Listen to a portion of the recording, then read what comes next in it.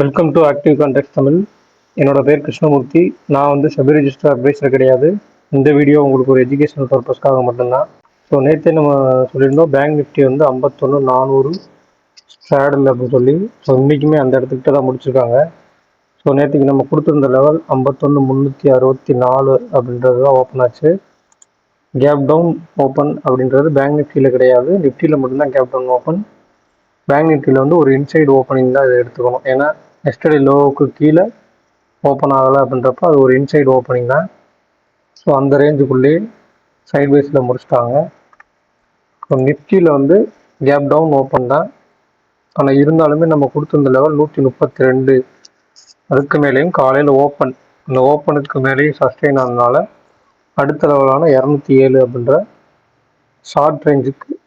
Short ரேஞ்சோட bottom அந்த இடத்துல கொண்டு வந்து முடிச்சிட்டாங்க. இதில் பாருங்கள், இன்னுமே அந்த 25,300 ஸ்ட்ராடல் போட்டவங்க வெளியே போகலன்றது தான் இதுலேருந்து தெரிய வருது. ஸோ ஏன்னா அந்த ஷார்ட் ரேஞ்சை விட்டு வைட் ரேஞ்சை விட்டு கீழே ஓப்பன் ஆனாலுமே புட் ரைட்டர்ஸ் வந்து அங்கே பயப்படலை. ஸ்ட்ராடல் போட்டவங்களும் பயப்படலை, புட் ரைட்டர்ஸ் தனியாக இப்போ பிளைண்டாக புட்டை செல் பண்ணவங்களும் அந்த இடத்துல பயப்படலை. ஸோ அதனால் அதுக்கு கீழே மார்க்கெட் போகாமல் அகெயின் மேலேயே வந்துருக்கு. ஏன்னா புட் ரைட்டர்ஸ் வந்து இந்த இடத்துல பயந்து உங்களுக்கு வெளியேறினா தான் அவங்க லாஸை புக் பண்ணால் தான் இதுக்கு கீழே மார்க்கெட் ஃபர்தராக போகும். ஸோ புட் ஆப்ஷன் சைடு பையிங்கும் அதிகமாக நடக்கிறதுக்கு வாய்ப்புகள் இருந்திருக்கும். அவங்க வந்து லாஸை வந்து புக் பண்ணாதனால அகெயின் மார்க்கெட் வந்து உள்ளே வந்துருக்கு. ஸோ இது ஒரு தெரிஞ்சிக்க வேண்டிய விஷயம். ஸோ இன்னைக்கு டேபிளில் என்ன கொடுத்துருக்காங்க அப்படின்னா 25,200 கால், 25,100 புட், 25,100 கால், 25,000 புட் அப்படின்னு எடுத்துக்கிட்டா 25,000 டு 25,200 அப்படின்றது ரேஞ்சு. அதுக்கு நடுவில் வந்து 25,100 ஸ்ட்ராடல்னு கொடுத்துருக்காங்க. ஆனால் மார்க்கெட் முடிஞ்சிருக்கிறது பார்த்தீங்கன்னா 25,198 அப்படின்றப்ப ஸ்ட்ராடலோட 98 பாயிண்ட் மேலேயே தான் முடிஞ்சிருக்காங்க. ஸோ இதில் இன்னொரு விஷயம் நீங்கள் கவனிக்கணும். நேற்றுக்கு வந்து ப்ரீமியம், அதாவது ஸ்பாட்டுக்கும் ஃபியூச்சருக்கும் உள்ள வித்தியாசம் வந்து 75 பாயிண்ட் இருந்தது. இன்றைக்கி எடுத்துக்கிட்டிங்க அப்படின்னா 49 பாயிண்ட் தான் இருக்குது. ஸோ அந்த ப்ரீமியம் குறைஞ்சிருக்கு. ஸோ ப்ரீமியம் குறைஞ்சிருக்கு அப்படின்றனால என்ன இருந்திருக்கும் அப்படின்னு கேட்டிங்கன்னா, put option side time value அதிகமாக இருக்கும். ஸோ நீங்கள் ஆப்ஷன்ஸை வந்து கால்குலேட் பண்ணி பார்த்தீங்கன்னா தெரியும். So call side implied validity 9, 10 தான் இருக்குது. புட் சைடு வந்து 14 இருக்குது. ஸோ அந்த டைம் வேல்யூ கால்குலேஷன் அப்படின்றத இந்த க்ளோசிங் ப்ரைஸை வச்சு நீங்கள் எடுத்துக்கலாம். இப்போ 25,198னா ஐடிஎம் 25,100 கால் வந்து 109 ரூபா. அப்போது 198லேருந்து 98 ரூபா தான் இருக்கணும் அப்படின்றப்ப 109 ரூபா, 11 பாயிண்ட் தான் எக்ஸ்ட்ரா இருக்காங்க. 11 பாயிண்ட்ஸ் வந்து அவங்கள்ட்ட இருக்குது. அதுக்கடுத்து அங்கே மேலே இன்னும் 100 பாயிண்ட் தள்ளி போய் 25,300 புட்டை எடுத்துட்டீங்க அப்படின்னா 25,300 புட்டு வந்து பார்த்தீங்கன்னா 150 ரூபா இருக்குது. ஸோ அவங்க எவ்வளோ இருக்குன்னா 102 ரூபா தான் இருக்கணும். ஆனால் 48 ரூபா அதிகமாக இருக்காங்க. ஸோ இதில் வந்து put option side time value அதிகமாக இருக்கனால நாளைக்கு அவங்களுக்கு சாதகமாக மார்க்கெட் போனாலும் திருப்பி அவங்களோட புட் ஆப்ஷனோட டைம் வேல்யூவை டிகே பண்ணுறதுக்கு மார்க்கெட் மறுபடியும் உள்ளே வந்து தான் ஆகணும். ஸோ இதை கரெக்டாக நாளைக்கு வாட்ச் பண்ணி பாருங்கள். நாளைக்கு 0.0க்கு எது வாய்ப்பாக இருக்கும், இந்த டேபிளோட மிட் பாயிண்ட் எதுவாக இருக்கும் அப்படின்றத பார்த்து அதுக்கேற்ற மாதிரி 0.0 வந்து அனலைஸ் பண்ணுங்கள். ஏன்னா 25,100 ஸ்ட்ராடலில் பண்ணுறப்ப மார்க்கெட் நாளைக்கு மேலே ஓப்பன் ஆனாலும் கீழே ஓப்பன் ஆனாலும் இந்த 100லேயே ஓப்பன் ஆகிட்டாங்க அப்படின்னா சைட் வேஸ்லேயே கொண்டு போகிறதுக்கு சான்சஸ் இருக்குது. So implied volatility call side 9, put side 14 தான் இருக்குது. ஸோ புட் சைடுமே 10க்கு கீழே வந்துடுச்சு, கால் சைடுமே 10க்கு கீழே வந்துடுச்சு அப்படின்னா பிரேக் அவுட் எதுவும் இல்லாத பட்சத்தில் அகைன் எஸ்டர்டே ஹை அல்லது எஸ்டர்டே லோவுக்கு கீழே பிரேக் அவுட் இல்லாத பட்சத்தில் மார்க்கெட் வந்து சைட் வேஸ்லேயே போகிறதுக்கு சான்சஸ் இருக்குது.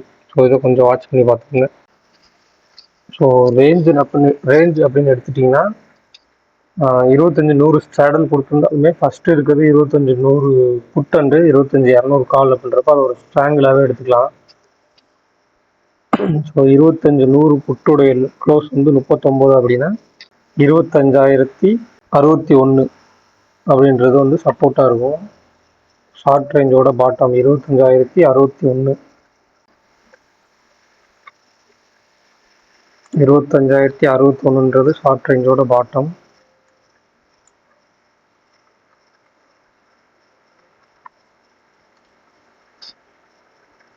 ஸோ ஷார்ட் ரேஞ்சோட டாப்னு எடுத்துக்கிட்டா 25,254.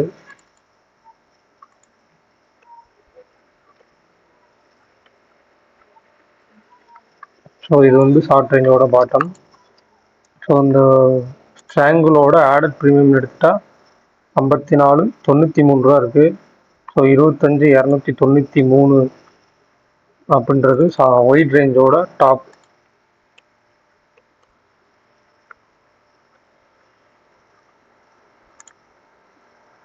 ஸோ 25,100லேருந்து 93 கழிச்சிட்டிங்கன்னா 25,007 அப்படின்றது ஒயிட் ரேஞ்சோட பாட்டமாக இருக்கும்.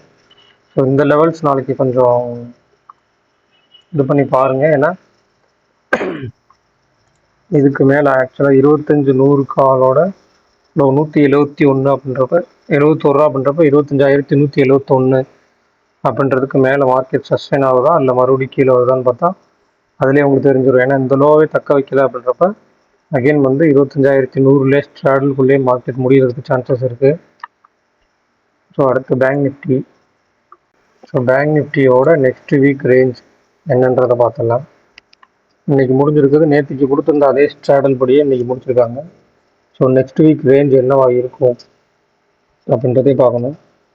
ஸோ 51,500 ஸ்ட்ராடல், 51,400 ஸ்ட்ராடல், 52,000 கால், 51,300 ஸ்ட்ராடலில் தான் கொடுத்துருக்காங்க. ஸோ லாஸ்ட் வீக் என்ன கொடுத்துருக்காங்களோ அதுதான் அப்படியே இருக்குது. ஸோ இதில் ஃபஸ்ட்டில் வந்து 51,500 அப்படின்னு இருக்கிறதுனால 51,500 ஸ்ட்ராடலோட short range and wide range அப்படின்றத பார்த்துக்கலாம். 51,500 காலோடைய க்ளோஸ் வந்து 320 அப்படின்னு எடுத்துக்கிட்டா 51,820 அப்படின்றது ஷார்ட் ரேஞ்சோட டாப்பு. வைட் ரேஞ்சோட டாப்னு அப்படின்னு எடுத்துக்கிட்டா 320 + 379 அப்படின்றப்போ 699. 699னா 52,199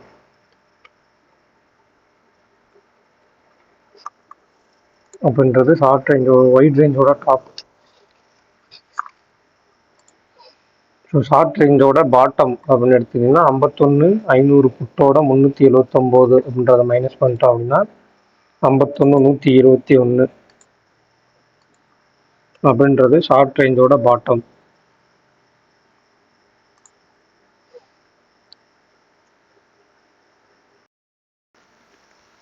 ஸோ ஒயிட் ரேஞ்சோட பாட்டம் அப்படின்னு எடுத்துட்டா 51,500 மைனஸ் 679 அப்படின்னா 50,821 அப்படின்றது ஒயிட் ரேஞ்சோட பாட்டமாக இருக்கும். ஸோ இதான் ரேஞ்சு.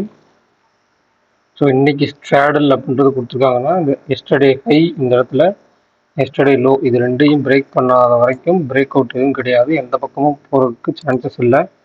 ஸோ ஏன்னா 3 ஸ்ட்ராடல் இருக்குது மார்க்கெட்டுக்குள்ளே, பேங்க் நிஃப்டிக்குள்ளே வந்து 3 ஸ்ட்ராடல் இருக்குது அப்படின்றனால எந்த சைடுமே போகிறதுக்கு பெரிய வாய்ப்புகள் இருக்காது. மார்க்கெட்டில் வந்து உங்களுக்கு இம்ப்ளைடு வாலட்டிலிட்டி இருக்கணும். கால் சைடு 11, புட் சைடு 13 இருக்காங்க.